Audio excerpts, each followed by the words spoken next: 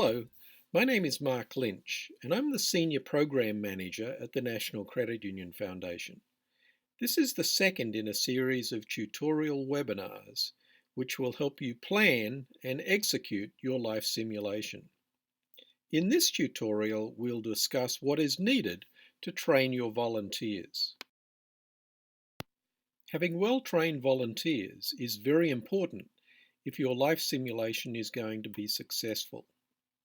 We will discuss what needs to be done prior to the day of the simulation, as well as what you should do on the day of the simulation to have your volunteers ready for action.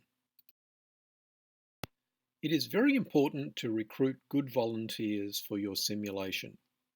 A good volunteer is excited to participate and can play the assigned role with a level of realism.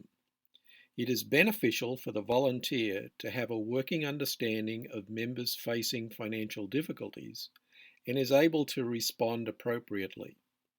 If your simulation has 90 or less participants, you will need 16 volunteers, not including your facilitator.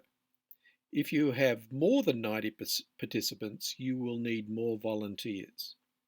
It is important to confirm with volunteers 1 to 2 weeks prior to the simulation that they will be in attendance. In this email, you should provide them with an overview of the life simulation, including the logistical information, directions to watch the orientation tutorial, and their specific role assignment. Also make sure you have a backup plan if one or more of your volunteers drops out at the last moment. As the volunteers arrive, check their names off your records and confirm their assignment. Send them to their assigned business station table and ask them to review the materials until all of the volunteers have arrived. Once all of the volunteers have arrived and have had time to review the materials at their business station, gather the group together for an orientation. Start by giving them an overview of what the simulation aims to achieve. Then introduce each of the volunteers and ask them to give a brief description of their business station.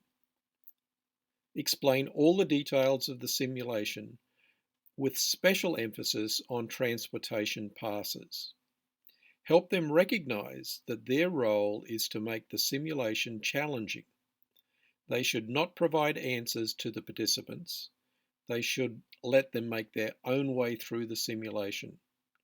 Tell them that if a participant does not ask for a receipt, do not provide one.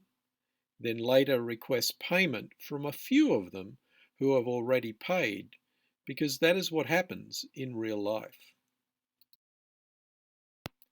Inform the volunteers that during the orientation of the participants, the facilitator will go to each resource table for introductions. The volunteer will introduce their character and tell the participants what their role in the simulation will be.